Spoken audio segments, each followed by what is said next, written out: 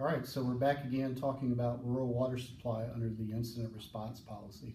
Under this clip, we're going to talk about the scenario of incorporating a dump tank operation into our water supply. So we have our house on fire, we have our first two engines and our first two tanker. They're all engaged in mounting the initial fire attack with the water they brought to the scene. We've left room for our special service. Our chief has established command and is doing all the things he needs to do. Our first due EMS unit is positioned to make a rapid exit. Our second due tanker has already arrived and he's pumping the one leg of the clappered Siamese. So the next thing that would happen the chief would say, hey, we're not able to make this work with 500 gallons per minute. We need more. We're going to build out a dump tank operation. He tasks the third due engine and the third due tanker with making that happen.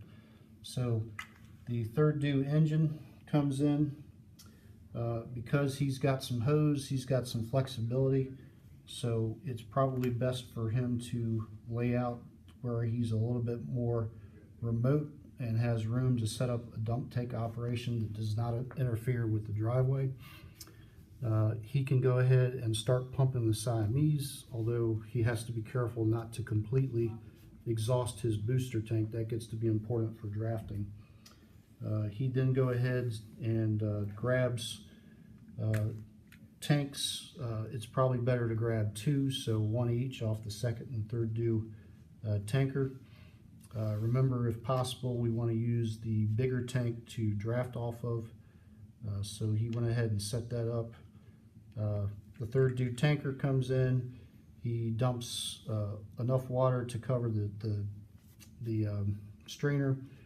Third due goes ahead and starts drafting. As soon as he's got his draft, he dumps the rest of the load in, and now he can go ahead and pump the Siamese and take over. Remember, the second tank gets set up. We want to make sure that that's in line so the tankers have a smooth path to come in and dump, and we would operate our dump site per our old policy.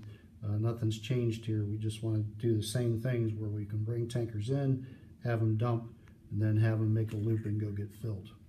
So this is how you would incorporate a dump tank operation into your water supply scenario. Again, the clappered Siamese makes it possible for us to support the initial attack with the other tankers until this is all ready. As soon as this is ready, then we're just going to pump this one side of the Siamese with the dump tank operation and discontinue use of the other leg of the Siamese.